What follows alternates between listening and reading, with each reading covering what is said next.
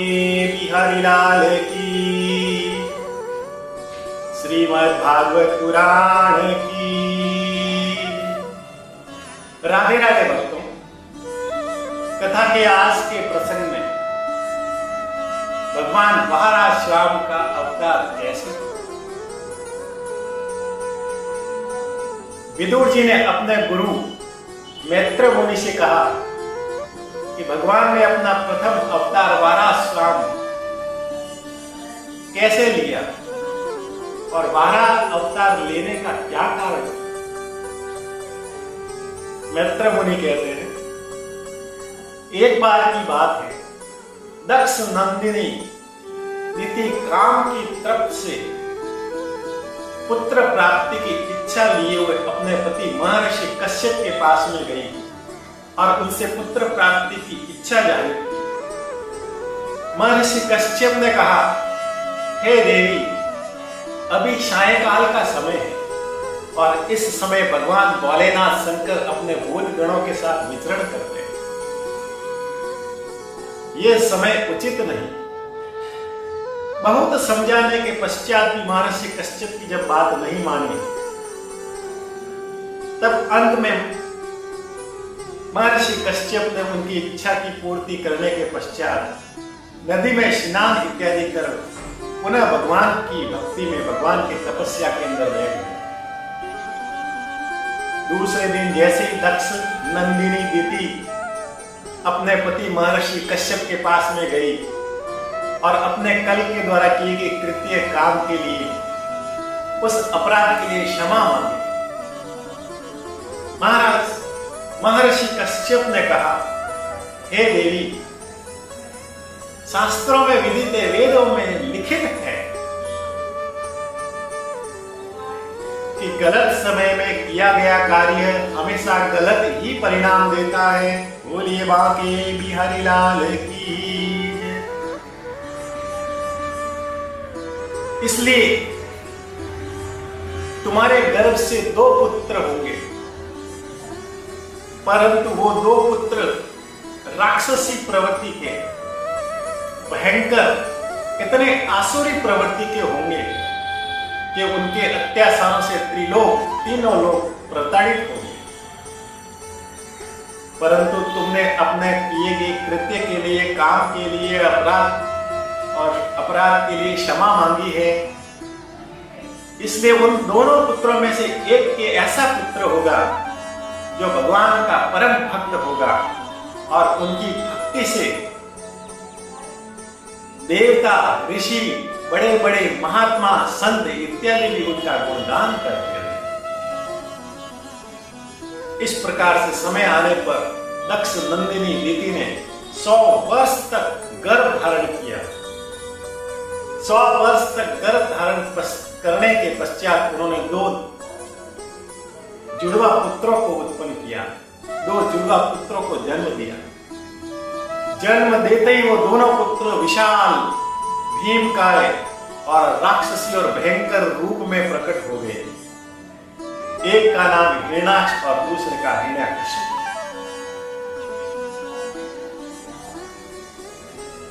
एक दिन की बात है, हिरण्याक्ष अपने आप को त्रिलोक का सर्वशक्तिमान प्रमाणित करने के लिए स्वर्ग लोक में देवताओं को ललकारा, उनको चुनौती दी कि हे देवताओं, यदि तुम मेरे से बलवान हो, मेरे से शक्तिशाली हो, तो मेरे से आकर युद्ध करो। मैं इस त्रिलोक का सबसे शक्तिशाली और बलवान हूं। यदि तुम मेरे से ज्यादा अधिक बलवान हो तो मेरे से युद्ध करो और मुझको हराओ। देवताओं ने जैसे ही हिरण्याक्ष के विशाल शरीर को, भयंकर रूप को देखा, तो उनकी गर्जना से सब पूरा स्वर्ग लोक, पूरा देवता भयभीत हो गए और डर के मारे इधर उधर भागने लगे। देवराज इंद्र ने कहा कि हे हिरण्याक्ष, हमारे से ज्यादा शक्तिशाली तो वरुण देव है, तुम वरुण देव के साथ में जाकर युद्ध करो, वह आपके बराबरी का है। हिरण्याक्ष वहां से देवताओं को तुच्छ करके वहां से भाग गए और वरुण लोक के अंदर, समुद्र के अंदर वरुण देव की राजधानी तो विवाहपुरी के अंदर गए और वरुण देव को चुनौती दी, उनको ललकारा, हे वरुण देव, यदि तुम मेरे से शक्तिशाली हो, बलवान हो, तो आओ और मेरे साथ में युद्ध करो, मुझे हराओ। वरुण देव ने कहा कि मैं तो इस बहुत ही वृद्ध हो गया हूं, मेरे से ज्यादा तो ये पृथ्वी है, पृथ्वी मेरे से ज्यादा शक्तिशाली है, तुम उसके साथ में जाकर युद्ध करो। ऐसा कहने पर हिरण्याक्ष ने पृथ्वी को अपने हाथ में उठाकर अपने भाग, अपने देश, अपने रसातल के अंदर लेके चले गए। जब पृथ्वी को रसातल में लेके चले गए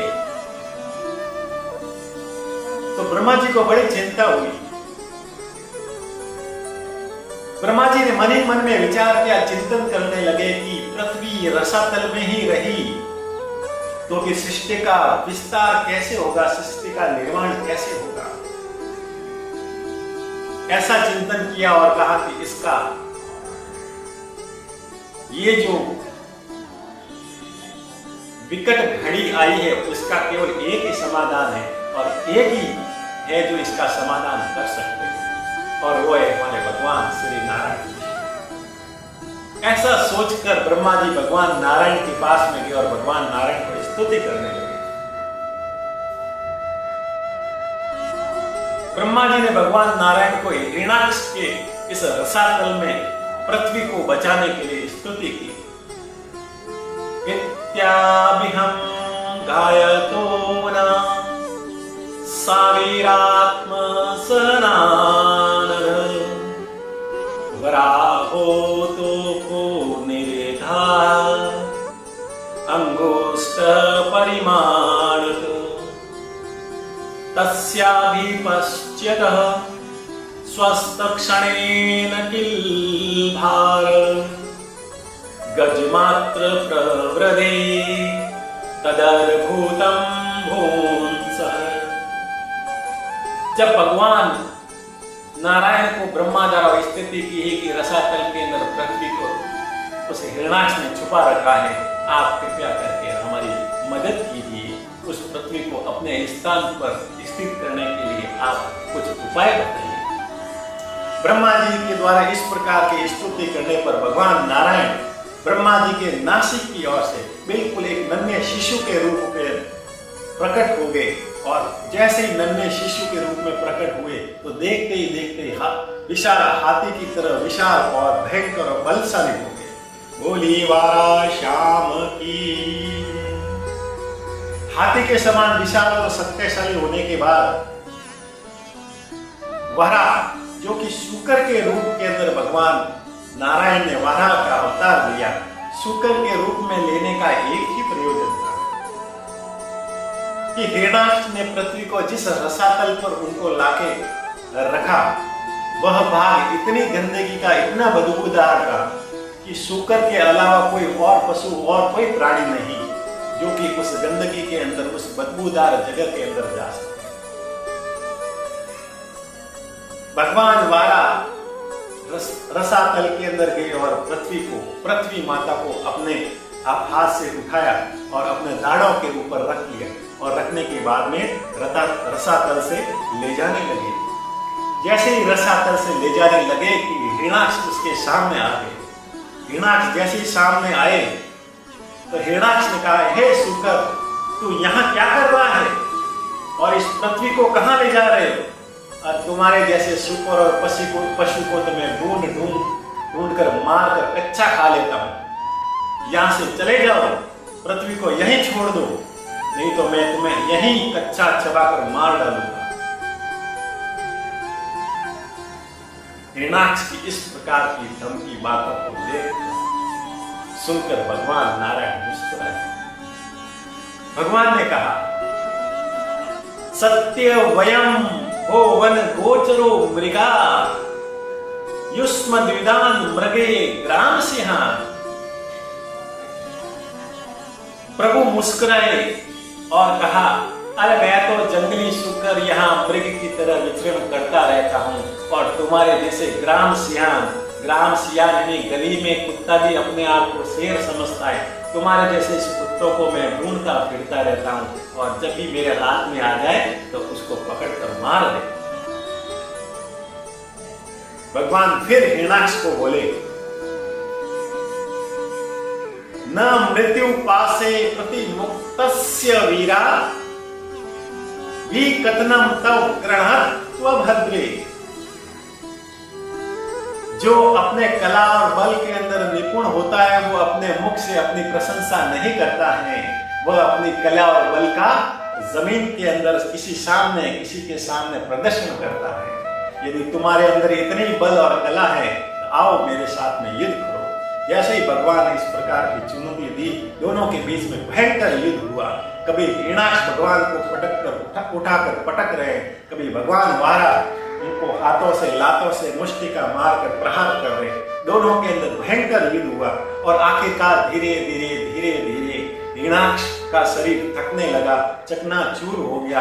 अंत में जाके भगवान वारा ने उनकी कनपटी पर, हिरण्याक्ष की कनपटी पर इतना जोर से प्रहार किया कि वो चक्कर खाते खाते नीचे गिर गया और वहीं हिरण्याक्ष की मृत्यु हो गई। बोलिए वारा श्याम की।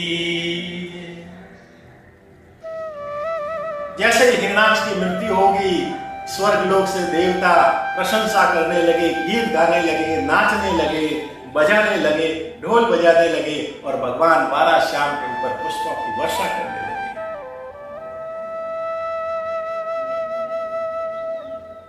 मैत्र मुनि ने कहा कि भगवान वारा ने अपने पुरों से पृथ्वी को उठाया और अपने वास्तविक स्थान पर उनको स्थित कर दिया और उसके बाद जिस नासिका के द्वारा भगवान वारा प्रवेश किया था, जन्म लिया था, उसी रास्ते के द्वारा, उसी मार्ग के द्वारा भगवान पुनः प्रवेश करके अंतर्ध्यान हो गए। इस प्रकार से बोलिए वारा श्याम की।